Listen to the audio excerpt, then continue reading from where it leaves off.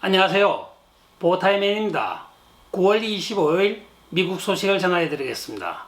오늘의 첫 번째 소식입니다. 도널드 트럼프 대통령을 대놓고 죽이겠다는 DOJ, 즉 미 법무부의 의도가 드러나고 있습니다. 제가 법무부를 비하하거나 디스하는 것이 아닙니다. 이들이 최근에 제2차 암살 시도범이었던 라이언 라서에 대하여 그의 증거 자료들을 공개하였습니다. 거기는 놀랍게도 라이언 라서가 썼던 메모지가 있는데 그 메모지에는 내가 당신들에게 최선을 다하여 도널드 트럼프를 제거하려고 하였지만 만약에 실패할 경우에는 여러분들이 나의 이 임무를 이어받아 수행을 한다고 하면 15만 불의 보상금을 지불할 것입니다 하고 메모를 하였습니다. 이 메모지는 도널드 트럼프 대통령을 저격하기 몇 달 전에 쓰여진 것으로 보여지고 있다고 법무부가 발표를 하였는데 일반적으로 2차 가해나 3차 가해가 가능한 어떤 증거물은 법무부가 절대로 대중에게 공개를 하지 않는 것이 원칙입니다. 그러나 전직 대통령 암살 미수범의 메모를 그것도 15만 불의 현상금이 걸려 있다고 하는 사실을 대중에게 공개한 것은 바로 도널드 트럼프 대통령을 대놓고 암살하겠다는 의도로밖에 보여지지 않고 있습니다. 또 한 가지 이상한 점은 도널드 트럼프 대통령의 일정에 대하여 7월부터 10월까지 일정을 상세히 기록한 메모 수첩도 나오고 있습니다. 전직 대통령은 비밀 경호국의 경호를 받아 그 일정이 페일에 쌓여진 것이 보통이고 일반 대중은 알 방법이 없습니다. 10월에 가난하게 살고 있는 라이언 라우스가 암살 시도 당시 도널드 트럼프 대통령의 일정을 3개월치로 소유하고 있었다고 밝혀지고 있는데 이런 하이인텔, 즉 고급 정보를 정부 고위직이 아니면 공유를 할 수가 없게 됐는데 어떻게 공유하였는지 궁금하기도 합니다. 과연 그 배우가 누구일까요? 다음 소식입니다. 미국의 해외 부재자 투표법이 있습니다. 바로 UOCAVA라고 약칭되어지는 미군 군속과 미군 그리고 해외에 주재하고 있는 시민권자들이 미국까지 오지 않고 해외에서 투표할 수 있는 제도를 말합니다. 그러나 민주당은 이번에 900만 원으로 부풀려서 보고를 하고 그 중에 자기들의 280만 명이 유권자들 위하여 30만 불의 특별 자금을 쓰겠다고 오늘 발표를 하였습니다. 이에 많은 보수 측에서는 민주당이 또 해외 투표를 통하여 선거의 질서를 어지럽힌다고 보고 있습니다. 그 이유는 실제적으로 해외에 거주하고 있는 미국 시민 440만 명 중 약 160만 명만 되어 있다는 것이 선거관리위원회의 공식적인 발표입니다. 그러나 지난 2020년 대선 때에는 스윙 스테이트 7개 주에 160만 표가 쏟아져 들어왔습니다. 대부분의 240만 명의 유권자 중에 50%를 잡아봤자 민주당이 120만 표를 넘을 수가 없습니다.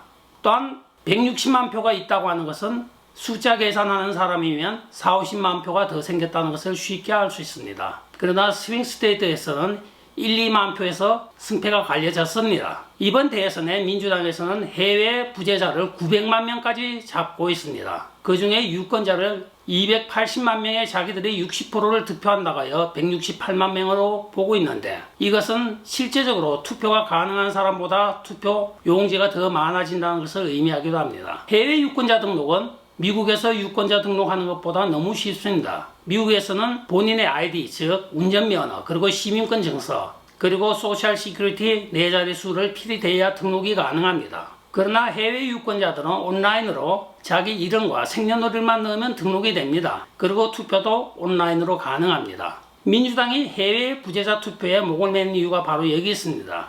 해외에서 온라인으로 꽂아지니 개수에 관계없이 메모리 스틱 하나면 여러 수십만 표가 왔다 갔다 하기 때문입니다. 많은 보수 진영 선거감시단에서는 이것을 막지 못하면 공화당이 대선뿐만이 아니라 다음 벨롯 전체에 패배할 수 있다고 경고를 하고 나서고 있습니다. 다음 소식입니다. 여러분들 주식 투자하고 계시죠?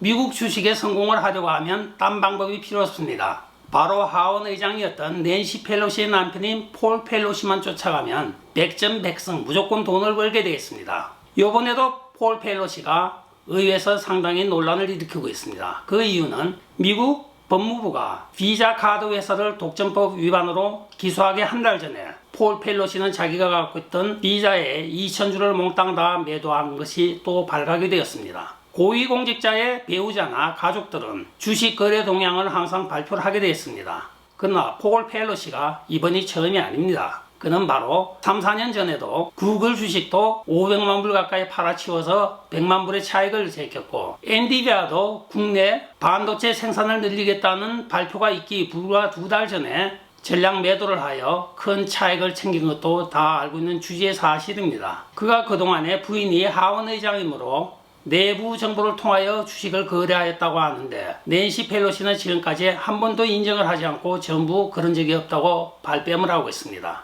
오죽이나 하면 벌써 3년 전에 야후 파이낸셜지에서 소액 투자자들이 돈을 벌기 위해서는 폴 펠로시만 쫓아가면 돈을 번다는 발표까지 했겠습니까?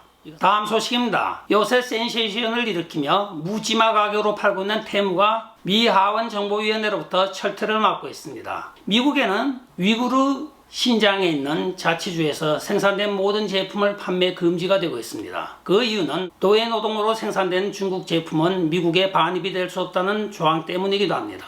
그러나 테무가 분명히 위구르 자치구역에서 생산된 제품은 판매하지 않겠다고 하였으나, 실제로 미국에 판매되고 있는 테무 제품의 거의 60~70%가 위구르 신장 지역에서 오고 있는 것으로 밝혀지고 있습니다. 따라서 이들은 웬만한 물건은 1불 미만짜리도 수두룩합니다. 원료값도 나오지 않는 것이죠. 이렇게 물량 공세로 나오니 지금 미 하원 정보위원회에서는 FBI와 SEC, 즉 증권거래소에 서한을 보냈습니다. 테무가 이렇게 미국에 활개를 치고 팔고 있는 것은 그들의 모회사인 핀듀오듀오가 중국 공산당과 연계가 되어 있고, 이들이 여기 모든 소비자들의 인터넷 정보를 수집하여 중국에 송출하고 있다는 것이 일반적인 중평이고, 또한 하원정보위원회에서 캐치하고 있는 정보이기도 합니다. 크리스의 FBI 국장에게 서한을 보내 여기에 대하여 국회에 와서 해명을 하라고 오늘 요구하였다고 전해지고 있습니다.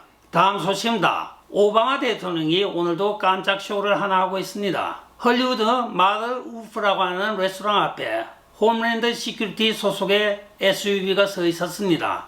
식당 2층 바에서 일하고 있는 경비원이 처음 보는 차량이 주차하고 있으니 다가가서 차의 넘버를 사진으로 찍었다고 합니다. 그리고 차 안을 들여다보다가 깜짝 놀랐는데, 그 이유는 전직 대통령인 오바마가 노트북을 펼쳐놓고 무언가를 열심히 치고 있었다고 합니다. 깜짝 놀란 그가 후닥닥 물러나서 2층으로 올라가고 있는데, 비밀경호국 요원들이 와서 그에게 신분증과 또는 총기 휴대증, 보안요원 허가증을 내놓으라고 했다고 전해지고 있습니다. 이 사건은 일주일 전에 일어난 사건입니다. 전직 대통령이 보통 어디에 가게 되면 비밀 경호국 요원들이 기본적으로 5명 이상이 따라붙게 되어 있습니다. 그리고 어디에 있든지 몸으로 총알을 막기 위하여 지근거려 있는데, 어떻게 일반 경비가 몇십 cm까지 접근하도록 아무도 나타나지 않은 것이 참 이상하기도 합니다. 하필 도널드 트럼프 대통령 비밀 경호국의 허술한 경호 때문에 회자가 되고 있는 가운데,